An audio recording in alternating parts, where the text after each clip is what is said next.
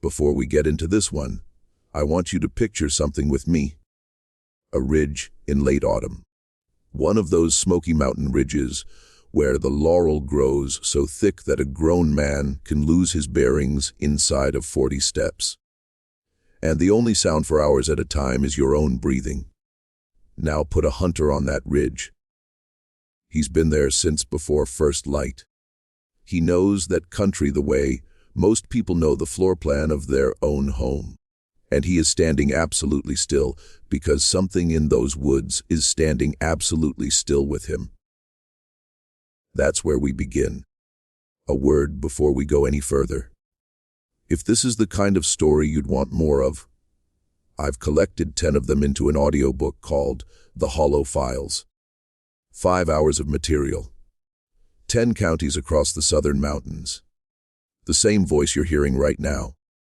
The link is down in the description and pinned at the very top of the comments. Have a look when we're done. Before I dive in, do me a favor and drop a comment telling me where you're listening from tonight. I always like knowing where these stories end up. Some of you are probably hearing this in a city. Lights on, the world humming along outside. Some of you are out somewhere quieter. And I think those of you in the quieter places will understand this one a little better than the rest. All right. The hunter's name was Catawba Ledford, 34 years old in the autumn of 1897. Born to a Cherokee mother on the Qualla Boundary and a Scotch-Irish father from somewhere up around Cataloochee. He was tall for his people, pushing 6 feet, lean in that way men get when they walk steep country for a living. Black hair he kept tied back with a strip of deer hide, a scar across the back of his left hand from a knife he'd misjudged as a boy. From that scar, his mother had given him a second name in Cherokee. One he never spoke aloud to white folks because, as he liked to say, some words don't fit right in another tongue. He hunted for a living, mostly bear, mostly for the meat and the rendered fat that brought a decent price in the lowland towns. And he was good at it. Better than good. There were men in Bryson City, in Whittier in Cherokee, who said Catawba Ledford could walk up on a sleeping bear and the bear wouldn't know he was there until the moment the rifle came up. That autumn, he'd been hired by a timber speculator out of Asheville, a man named Rennick Halsey who wore a city suit in the mountains and didn't seem to understand why everyone he met looked at him a little sideways. Halsey wanted a survey of the high country up around what the Cherokee called Tennessee Bald. He wanted to know what was up there. He wanted to know if the timber was good enough to bring a crew in. And he wanted a guide who could keep him alive while he found out. Catawba took the job because the money was good and because his wife, Tsul, had been ill that summer, and the doctor in Silva wasn't cheap. But there was one more reason, a reason he didn't say out loud, not to Tsul, not to himself if he could help it. His grandfather Onacona, who had taught him to hunt, who had taught him the small words and the small protocols and the pinches of powder on a wet trail, had died the previous winter. Onacona had been the last man in the family who knew the high country the way the old people knew it, and on a cold February night, a few hours before he went, he had taken Catawba's hand, the one with the scar. He had held it for a long time, and he had said, in Cherokee, "There are places up there I have not been to in 40 years. There are places I never took you, because you were a young man, and I wanted you to grow old. But you are not a young man anymore. If something ever calls you back up there, you go. You see what is left. You tell someone before you also go. The mountain does not keep secrets. It only likes to." Catawba had nodded. He hadn't known then what his grandfather meant.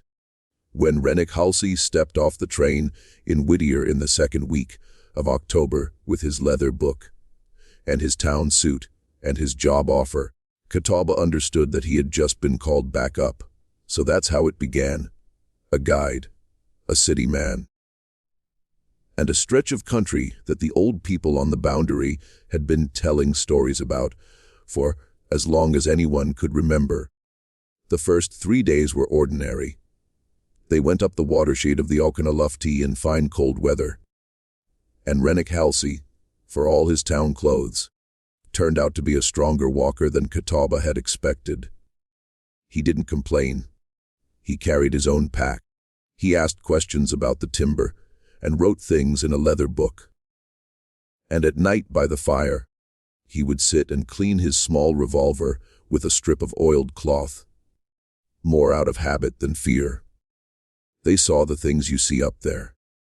A black bear with 2 yearlings down by a creek, well past the time the cubs should have been on their own. A red wolf, which by then was already getting to be a rare sight.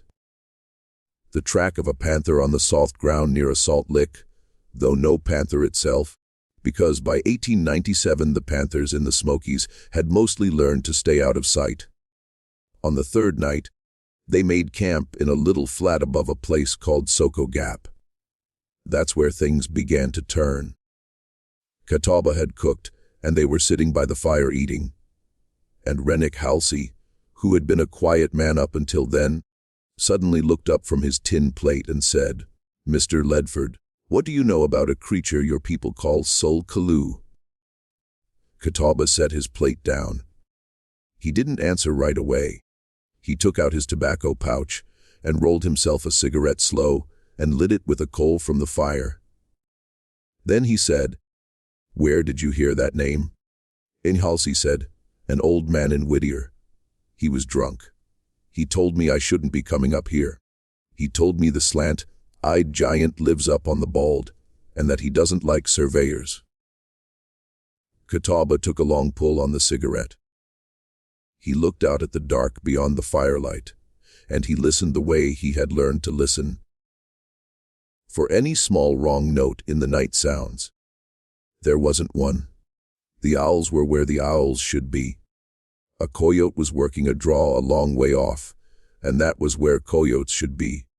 But Catawba felt the hair on the back of his neck stand up anyway, the way it sometimes did when a black bear was watching the camp from beyond the firelight and hadn't decided yet what to do about it. He chose his words very carefully. "Tsul Kalu," he said, "means who has them slanting. Some people say the eyes. Some people say the eyes are slanted because they aren't shaped like ours. He is the Lord of the hunt. He is the master of the game. The old people say he lives in a place called Suniguni, and that he is tall, very tall, and that he can move through the woods without making a sound, and that any man who goes hunting without first asking his permission may find his luck has turned bad, or that he doesn't come home." Halsey listened. When Catawba finished, Halsey said, "Do you believe it?" And Catawba, who had been raised half in one world and half in another, said, "I believe my grandmother believed it. I believe my grandfather believed it. I believe there are things up on this mountain that I have seen with my own eyes, and that I have not been able to explain. Whether any of that means there is a giant with slanted eyes living up at Suniguni, I don't know. But I will tell you this, Mr. Halsey. When my grandfather went hunting, he asked permission first, and he came home every time. So when I go hunting, I do what he did, and so far I have come home every time too." Halsey thought about that for a long while. Then he laughed, not unkindly, and said, "Well, we aren't hunting. We're looking at trees." Catawba didn't laugh. He said, "Mr. Halsey, up here looking at trees is hunting. You just don't know what's hunting back." The fire popped. Halsey didn't say anything else that night. The next morning broke cold and gray with a low fog running through the gaps the way water runs. They climbed. Catawba led them up a game trail he had used since he was a young man. Partway up the ridge he stopped and set his rifle butt down against the side of his foot. He did something Rennick Halsey had not seen him do before. He took out a small bundle from inside his shirt, tied in a piece of trade cloth, faded red, and from it he took a pinch of dark powder that Halsey could not identify by sight. He spoke under his breath in Cherokee, 4 or 5 words, and scattered the pinch of powder onto the wet leaves of the trail. Then he put the bundle away, picked his rifle back up, and kept walking. Halsey behind him said, "What was that?" And Catawba, without turning around, said, "Permission. A breath here before what comes next. If this voice is one you'd want to spend more time with, I keep a longer collection of these. The hollow files. 10 cases. 5 hours. The same kind of quiet trouble I'm telling you about right now. The link is in the description below and pinned at the top of the comments. Go take a look later." Now, back to the story. They camped that 4th night higher up than Catawba had originally intended. The fog had slowed them, and dark came early in those mountains in late October. The place where they made camp was a small bench of level ground above a spring. It was a place Catawba knew well. He had stayed there many times as a younger man. His uncle had stayed there before him, and his uncle's father before that. There was a stone hearth the family had built a generation back, and the soot of decades of small fires was on the rocks. Catawba was glad to be there, until he wasn't. It was Halsey who noticed first. Halsey was kneeling by the spring, filling their canteens, and he stood up and turned slowly, looking at the trees around the bench. He said, "Mr. Ledford." And Catawba said, "I see it," because he did.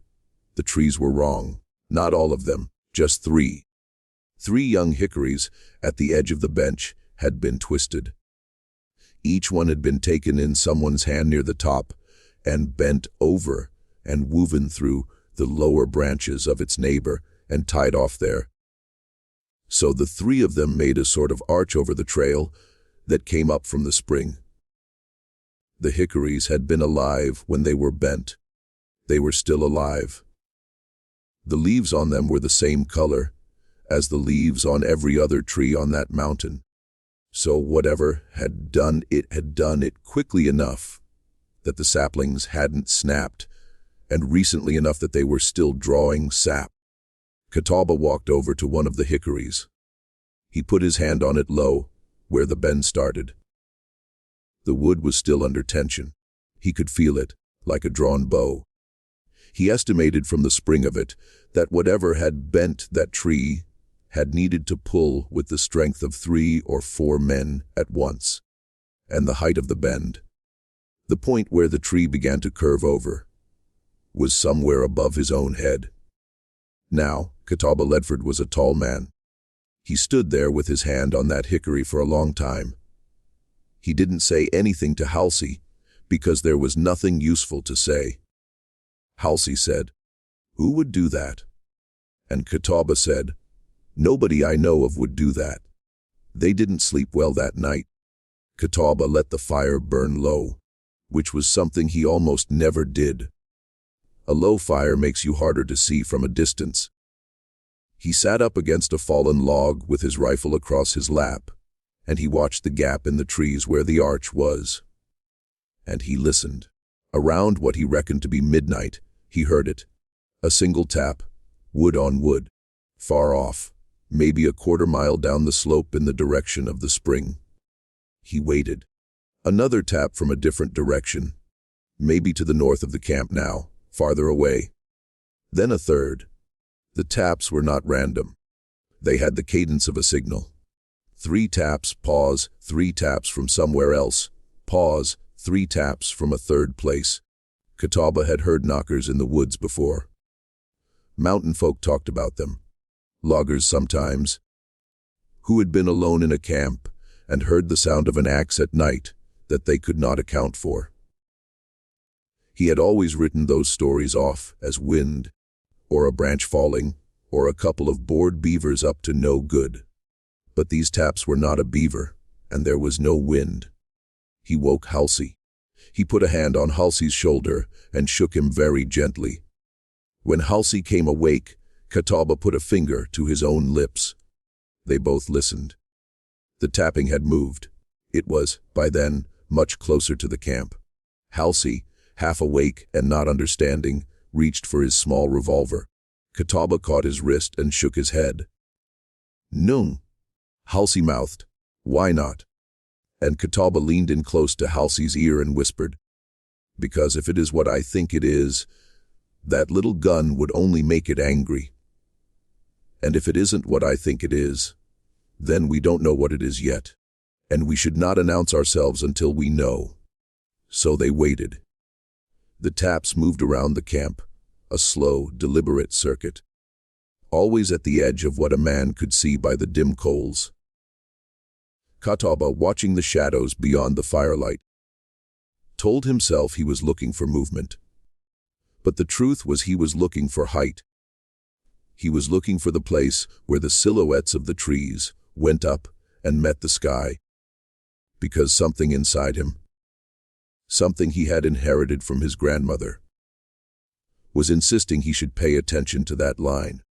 He never saw it cross. The taps stopped sometime before dawn. In the morning, when there was finally enough gray light to see by, Catawba walked the perimeter of the camp. He found prints.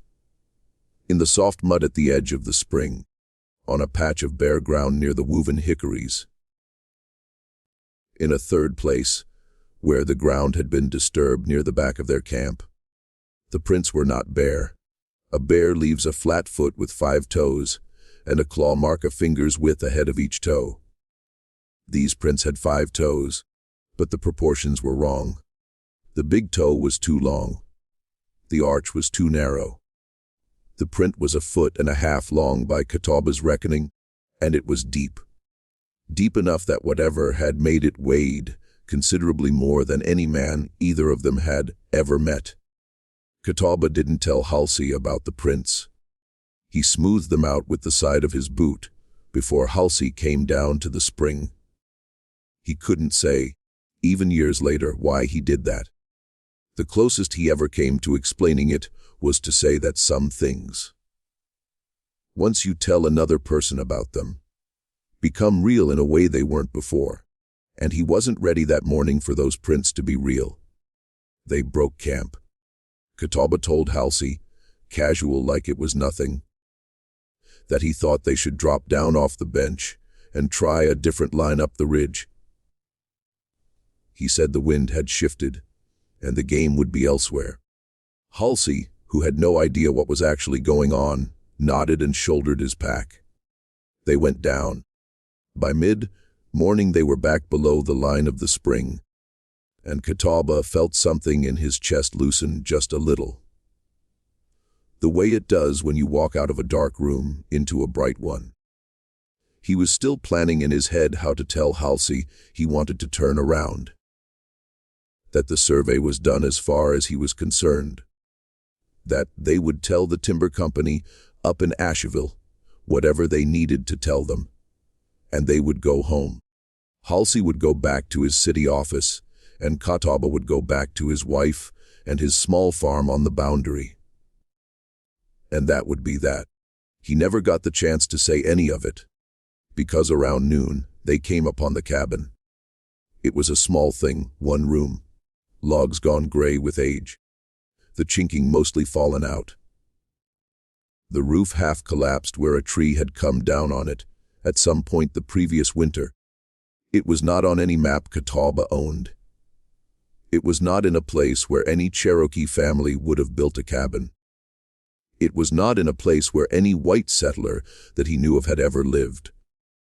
It was just there, on a small flat in a fold of the mountain, in a spot where if you were not looking for it, you would walk right past. Catawba, who knew the country, had walked past that spot at least a dozen times in his life. He had never seen the cabin before. He stopped 100 yards short of it. He told Halsey to stay where he was. Halsey, who by then had picked up on the fact that Catawba was unhappy about something, did not argue. Catawba went up to the cabin alone, The door was off its hinges and lay flat on the ground in front of the doorway. Inside, the floor was packed dirt. A stone fireplace at the far wall, cold a long time. A wooden bench along one wall. A few shelves sagging. A clay jug on its side in the corner, and on the back wall, scratched into the wood with what looked like a knife or a stone, was a figure. A tall figure. Taller than the doorway. Long arms. The face was indicated only by two long slanted slashes for eyes. Underneath the figure, 4 words had been cut into the wood in English. The letters were rough. The hand that had made them had not been used to writing. The words said, "Hay comes at night." And above the figure, in much smaller marks, in a script Catawba recognized as the Cherokee syllabary that Sequoia had developed back in the 1820s, were 2 words. He read them. Tsul Kalu. He stood in that doorway for a long minute. He thought about whoever had carved the Cherokee letters. Probably a man. Probably a hunter.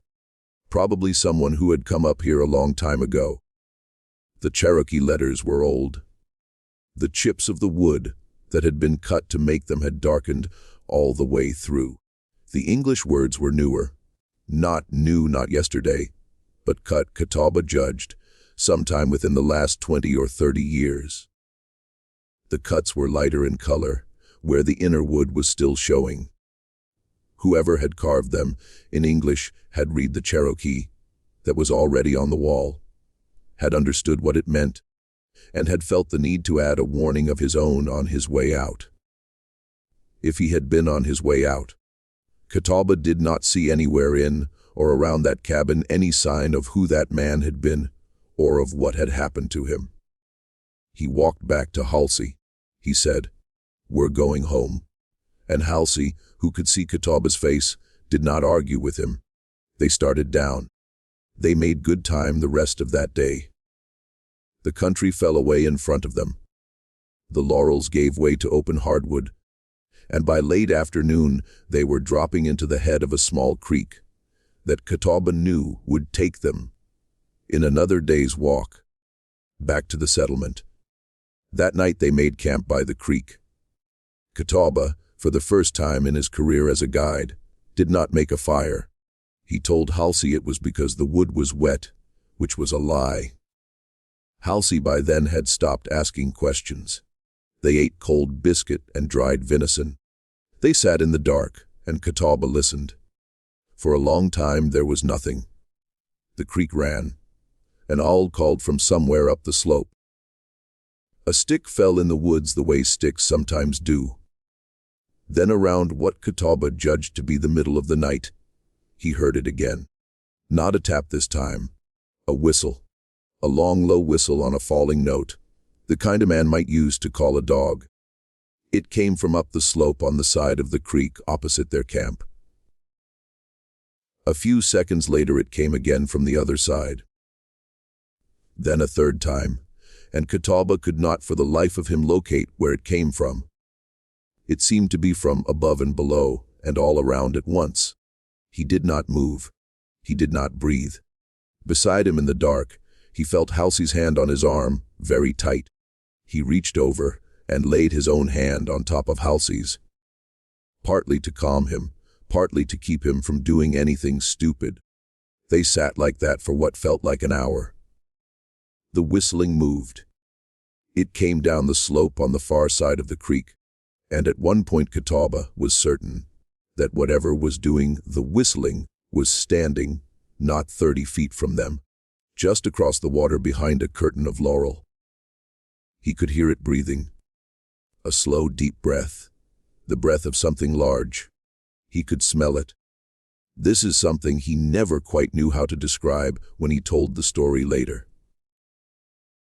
He said the smell was a little like a wet dog, and a little like an old tobacco barn, and a little like the inside of a cave, where bats have lived for a long time, and a little like something else for which he did not have a word. He could hear the leaves moving as it shifted its weight, and then after a long minute, he heard it walk away. He heard the brush part. He heard a foot come down on a fallen log on the far side of the creek, and he heard the wood of that log give a little. The way wood gives under real weight. He heard the foot lift. He heard a branch high up, a high branch, brush against something taller than the branch. And then he heard nothing. For a long time, nothing.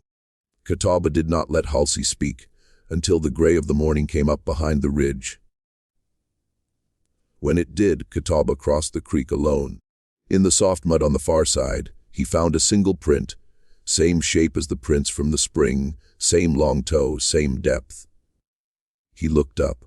There was, on a beech tree about 10 feet from the print, a green leaf at a height of, by his estimate, between 8 and 9 feet from the ground.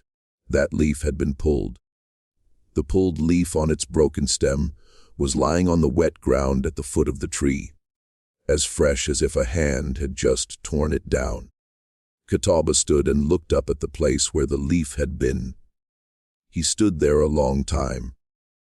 Then he came back across the creek, and he told Halsey nothing. And they walked. They walked all day.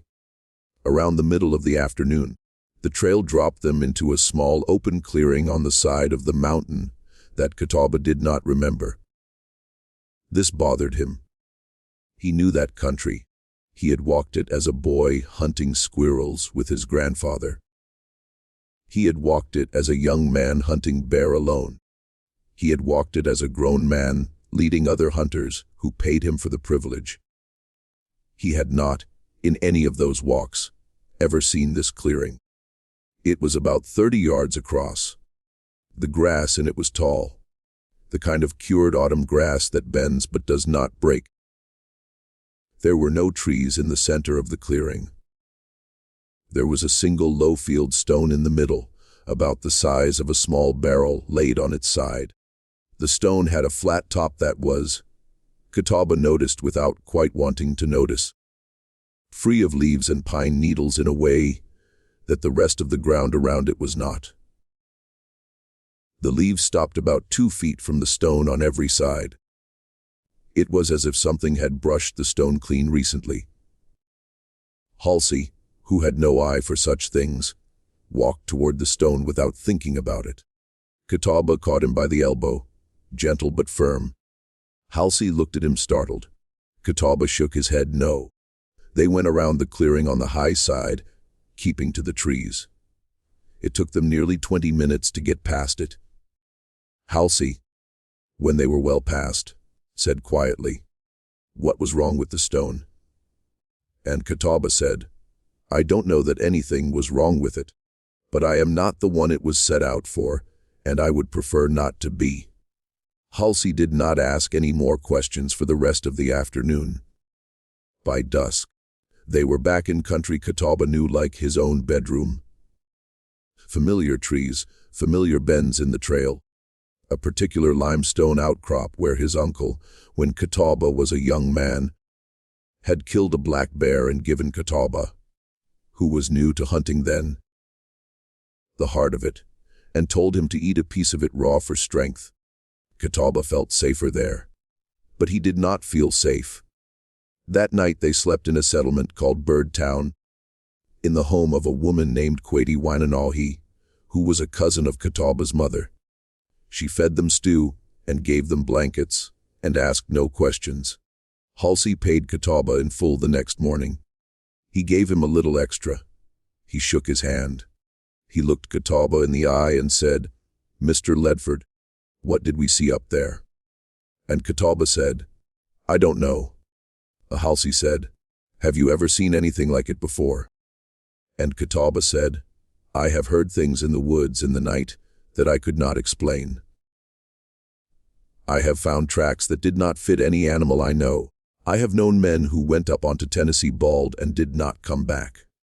But what we saw, what we did not see, what we heard, no, nothing exactly like that." Halsey nodded. He said, "I won't be back up there." And Catawba said, "Good. That should be the end of the story." It isn't. This is where, if you've been listening this long, I want to ask you something. Tell me about it in the comments. Have you ever been somewhere, anywhere, where you were certain that something was watching you, and the place itself felt like it was holding its breath? Was it a building, a stretch of road, a piece of woods? I want to hear about it. The stories you all leave below are sometimes stranger than the ones I get to tell. Also, while I've got you here, this story is being narrated by the channel Macabre Story. If you're listening to it anywhere else, somebody took our work without asking. You can report that for us if you'd like. And if you're enjoying what you're hearing, the best thing you can do is hit the subscribe button so the next one finds its way to you. All right, back to it. Catawba went home. Atsila, his wife, was better. The doctor's medicine had done its job. The corn was in, the hogs were fat. The autumn turned to winter, and the snow came and the snow went, and the spring came.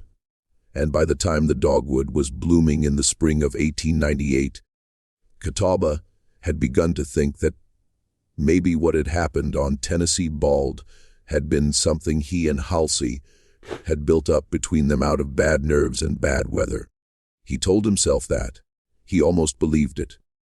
Then, in May of that year, a letter came. It was from Rennick Halsey in Asheville. The letter was short. It said, "Mr. Ledford, I have something I would like you to see. It is not a thing I can describe in writing. If you can come to Asheville at your convenience, I would be in your debt. I will pay your fare and your time. Respectfully, R. Halsey." Catawba went. He took the train from Whittier into Asheville. He had been to Asheville only a handful of times, and the city always made him feel a little tight in the chest with its noise and its iron, and its great many people who did not know him. Halsey met him at the station. Halsey looked older than he had been in the autumn. He had lost weight. Not the way men lose weight when they have been working, but the way men lose weight when they have not been sleeping. His hand, when he took Catawba's, was cold even in the warmth of the spring afternoon. He held the grip a little too long. The way a man holds the hand of someone he is afraid will leave too quickly. He took Catawba to a small hotel near the square. Not a fine hotel. A plain place, 3 stories. The kind of place a man stayed when he did not want to be seen by his neighbors. In his room, Halsey closed the curtains. He did this without explaining, the way a man does a thing he has been doing for some time and no longer thinks about. On the table under the lamp, he had a wooden box. The box was new, the kind of small carved box a man would buy in a shop on Patton Avenue and would not ordinarily have any reason to own. Halsey opened the box. He paused with his hand inside it, and he looked at Catawba and said, "Mr. Ledford, before I show you this, I have to tell you a few things. I have to tell you what has happened since I saw you last." Catawba nodded. "After we came down off that mountain in October," Halsey said, "I went back to Asheville, and I tried for about 3 weeks to put the whole thing out of my mind. I told myself we had been overtired. I told myself the woods at night can make men hear things. I went back to my office. I worked on other parcels. I had a good Christmas with my sister and her husband in Charlotte. By the new year, I had almost convinced myself." He paused. "In January," he said, "I had a dream." He did not describe the dream. He only said, "I had it again in February and again in March." The same dream every time. By April, I was not sleeping much. By the time I sent the survey crew up there, against my own better judgment, I had not slept a full night in 6 weeks. Catawba waited. "I had a survey crew go up there," Halsey said, "without me. I told them to stay away from the high country. I told them to work the lower watershed only. I did not tell them why." Catawba waited. "They were up there for 2 weeks," Halsey said. 5 men. They came down on the 11th of April. 4 of them came down. The 5th man did not. I don't want to talk about that part." Catawba did not press him. One of the men, Halsey said, had a camera. A new camera. One of the small ones you can carry on a pack. He took photographs of the timber for my records. He took photographs of the watershed. He took, when he was bored, photographs of the men in camp. And he took, on one occasion, a photograph of a ridge above their camp at dusk. He says he took the photograph because the light was pretty. He says he did not see anything when he took it. He says he developed the plates back in Asheville the week after they came down. Halsey tapped the tintype. This is one of those photographs, he said. Catawba picked it up. He held it close to the lamp on the table. The photograph showed a ridge in soft evening light. The trees were bare. This had been April, before the leaves were full out. The ridge line cut across the upper third of the image. Below the ridge, gray laurel and gray rock. On the ridge line, dead center in the photograph, was a shape. It stood between two trees. It was about the height in the frame of the trees on either side of it. At first you might have taken it for a thin dark tree of its own, except that it had a head. The head was set forward on the shoulders. The arms were down at the sides, very long. The legs were straight. There were no clear features. The shape was too far away, and the light was too dim for features. But on the head, where the eyes would be, were two pale slashes where, by accident of light or by some other cause, the tintype had not taken. Two long slants of unexposed silver, where the head had no shadow, eyes that were not shaped like ours. Catawba held the photograph for a long time. Halsey said, "The man who took the picture had no idea anything was on that ridge until he developed the plate. None of the other 4 men remember anything strange happening that evening. They were eating supper. The light was nice. He stood up and took a picture of the light, and that is what was in the picture." Catawba set the photograph down. He said very carefully, "Second. Halsey, what happened to the 5th man?" And Halsey looked at him, and he opened his mouth, and he closed his mouth, and he opened it again. And finally he said, "Mr. Ledford, I don't know how to say it. He went out one night to relieve himself, and he did not come back. They searched in the morning. They found his boots set neatly side by side 100 yards from the camp. Just his boots, standing upright in the leaves, as if he had stepped out of them and walked away barefoot. There was no sign of struggle, no sign of an animal, no track, no blood, nothing at all, just the boots." Catawba did not say anything. Halsey said, "I have not told anyone else what I have just told you. The sheriff in Asheville thinks the man got lost and wandered off and died of exposure. That is what the report says. That is what the man's family has been told. I gave them money. They are not asking questions. They are simple people. The matter is closed." Halsey reached across the table. He put his hand on the tintype and turned it face down. He said, "I do not want this in my house anymore. I do not want it in this city. I will give it to you. Burn it, bury it, throw it in the river. I do not care. I only want it gone from me." Catawba took the photograph. He went home. He thought about it for a long time, sitting on his porch on the boundary in the warm May evenings, watching the light go down behind the mountains. He thought about the prints by the spring. He thought about the woven hickories. He thought about the breath he had heard across the creek, and the smell. He thought about the cabin, and the figure carved on the back wall, and the 4 English words, "He comes at night." In the end, he did not burn the photograph. He did not bury it either, and he did not throw it in the river. What he did was this.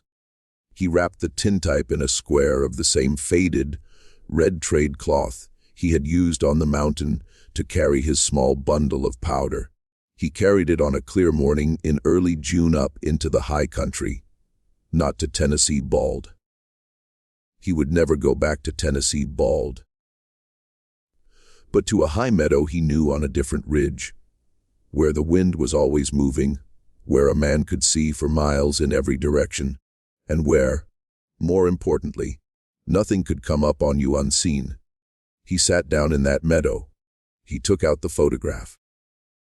He looked at it one more time in the bright morning light, and the shape on the ridge looked back at him, with its two long pale slants where its eyes should have been. Catawba spoke to the photograph in Cherokee. He spoke for a long time. What he said was between him and the mountain, and he never told another living soul what was in the words. When he was done, he wrapped the tintype back up in the red cloth, and he dug a small hole at the base of a large gray rock at the edge of the meadow. He laid the bundle into it and covered it over. He marked the rock with a small carved sign in the syllabary that meant, roughly, "Here is something that should stay." And then he went home. He never spoke of any of it again. Not to Itzila.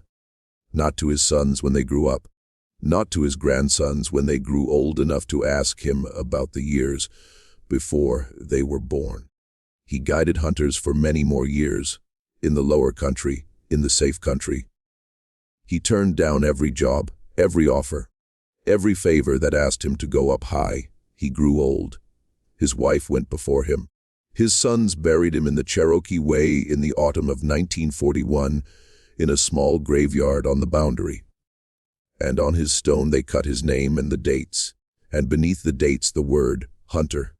Just that, Hunter. The story should end there. It almost does. This is the part I want you to listen to, because this is the part I have been thinking about ever since I first heard it.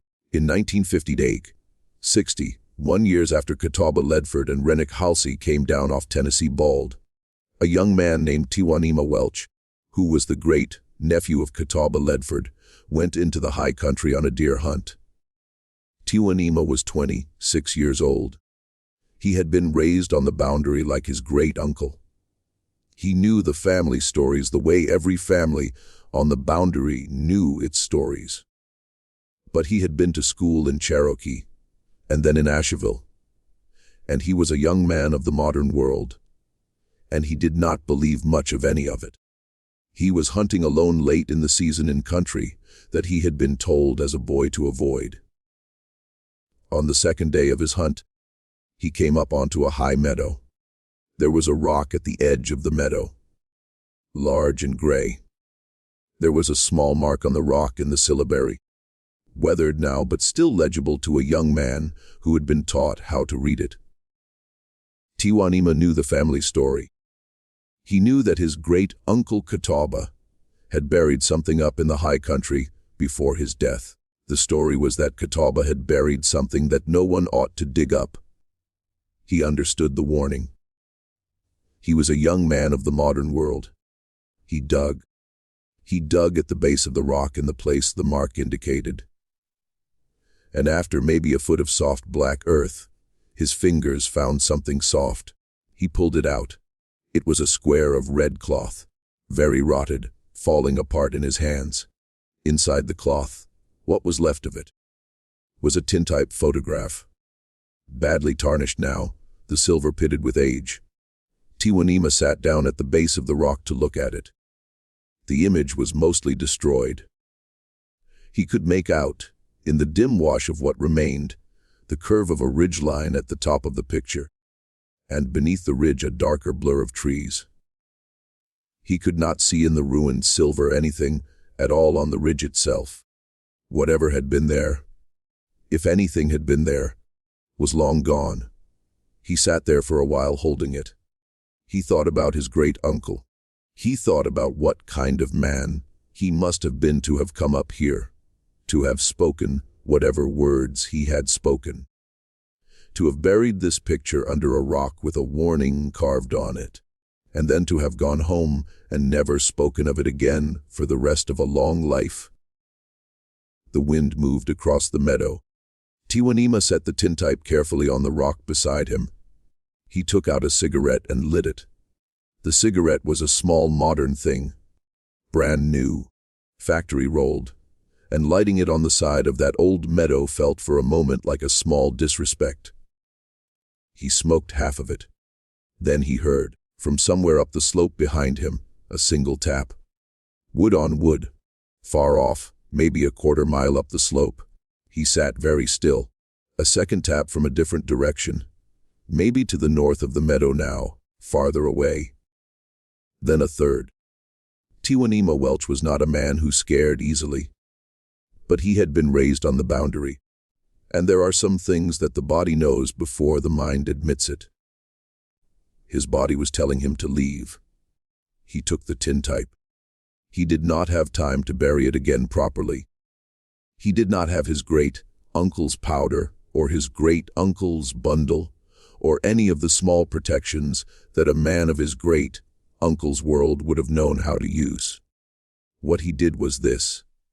He wrapped the tintype in his own handkerchief, clean and white, bought at a store in Asheville. He laid it back into the hole at the base of the rock. He pushed the dirt back over it with his hands and packed it down hard with the heel of his boot. He stood up.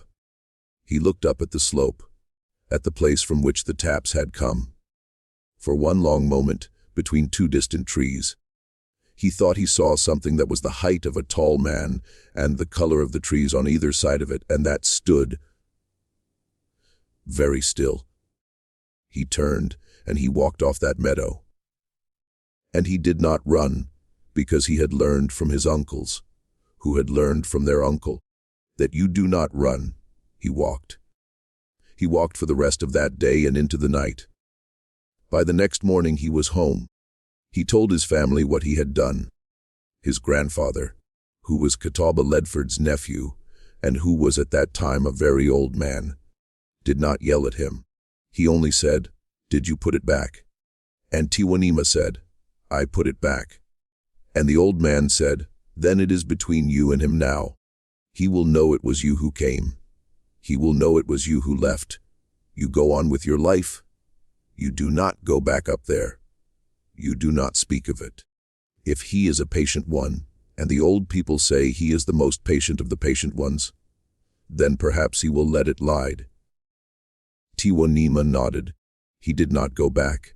He went on with his life. He married. He had a family.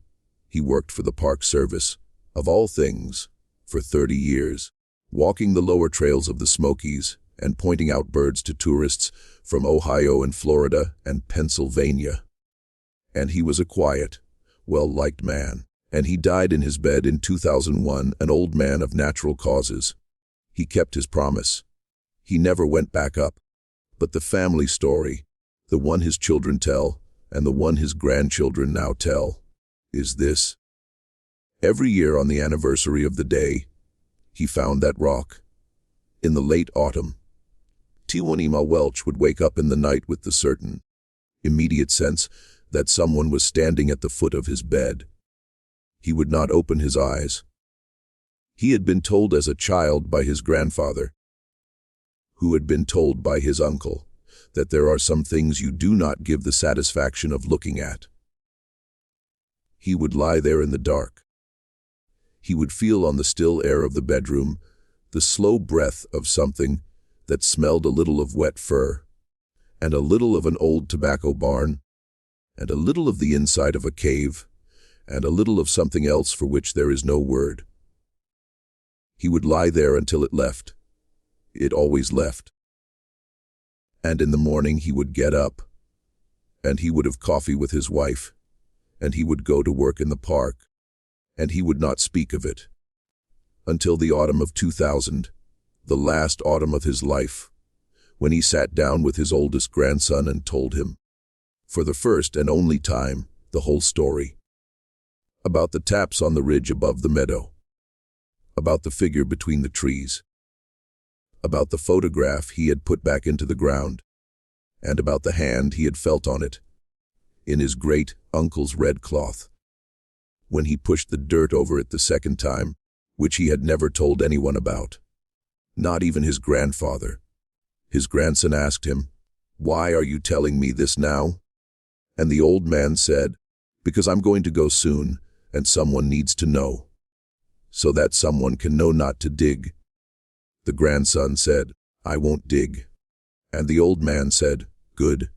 Your grandfather knew not to dig. Your great-grandfather knew not to dig.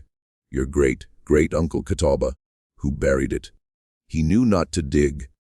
The cabin we found, your great-great-uncle and the Asheville man, the one with the warning on the wall. There was a man before us who did not know. He learned. So now you know too. You tell your children. You tell their children. The rock is at the high meadow above the head of Caney Fork. The mark is in the syllabary. If anyone ever finds it, if anyone ever asks, the answer is no. The answer is leave it. The grandson promised. He kept the promise. He is alive today. I will not tell you his name. I will tell you that the rock, the gray rock with the small weathered Cherokee letters carved on its face, is still there. It is in country that is now part of the Great Smoky Mountains National Park. Millions of people walk through that park every year. The trails are well marked. The rangers are friendly. The maps are good. The high meadow above the head of Caney Fork is not on any of the maps, because it is the kind of place that the trails do not go, and the rangers, the few who know about it, do not advertise it. The rock is at the edge of the meadow. It is approximately the height of a man's hip. It has a small patch of pale lichen on its north face. The mark is on its east face, low down near the ground, where it would be easy to mistake for the work of frost. If you ever find yourself in those mountains on a clear autumn afternoon, and you ever come upon a high meadow that you cannot find on any map, and a gray rock at the edge of it with a small carved sign you cannot read, I want you to do something for me. I want you to remember Catawba Ledford. I want you to remember Rennick Halsey, who came down sick from the mountain and never quite shook it. I want you to remember Tiwanima Welch, who dug once and never dug again, and slept the rest of his life with one ear open on the cold autumn nights. And I want you, please, to leave the rock alone. Walk past it, don't touch it, don't dig. Don't speak of it loud enough that the wind on the meadow can carry the words up the slope. Just walk on, because the old people on the boundary will tell you, if you ask them, and I have asked a few of them, that Tsul Kalu is the most patient of all the old ones in these mountains. He has been waiting on that ridge for longer than any of us can imagine. He is not going anywhere. And he remembers. He remembers a hunter with a scarred hand who once asked his permission with a pinch of powder on a wet trail. He remembers a city man with a leather book who took something out of the mountain that was not the timber he came for. And he remembers a young man on a high meadow on a bright morning who dug a small hole at the base of a gray rock, and who had the good sense, the inherited sense, the sense of a family that has lived with him as a neighbor for 1,000 years, to put back what he had taken, and to walk away, and to not run. That is the story. I do not know if it is true. I know that the family of Catawba Ledford still lives on the Qualla Boundary. I know that there are photographs of Catawba, very old, in the small museum in Cherokee, and that in one of them he is sitting on his porch in the May light of 1905, with his rifle across his lap and his hand, the one with the scar, resting on the rifle stock. I know that a man named Rennick Halsey did, in fact, run a small timber business out of Asheville in the late 1890s, and that the business closed quietly in the spring of 1901, and that he himself died at home of what his death certificate calls general decline in the winter of 1907. The rest of it I cannot prove to you. I can only tell you what was told to me, and what was told to the person who told me, going back link by link to a great-grandson who sat at the bedside of his grandfather in the autumn of 2000 and listened. You decide what you believe. I'll tell you what I believe, if you want to know. I believe that some pieces of country, in this country, were lived in by people for 10 or 12,000 years before any of us showed up.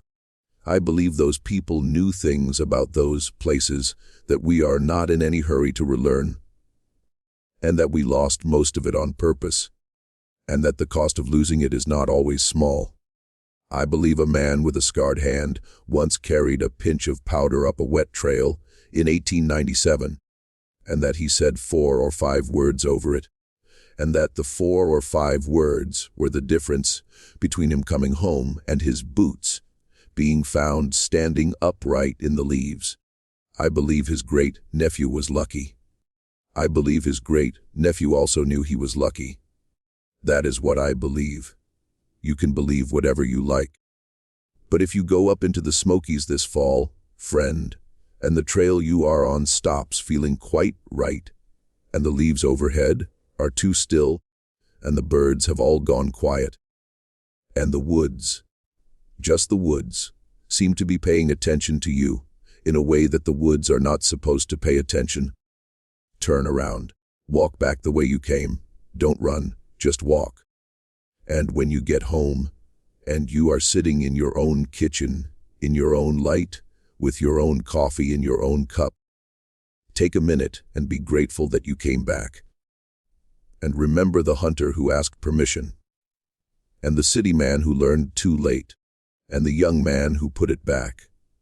And if this is the kind of story you'd like more of, I have 10 more like it waiting for you in the hollow files. The link is right below this video, and it's pinned in the top comment. Go take a listen tonight, in the dark, with the wind moving in the trees outside. If you have a story of your own, something that happened to someone in your family in a place that nobody talks about, send it to us. We read everything. The best ones become these. Stay with us for the next one. Until then, sleep well if you can.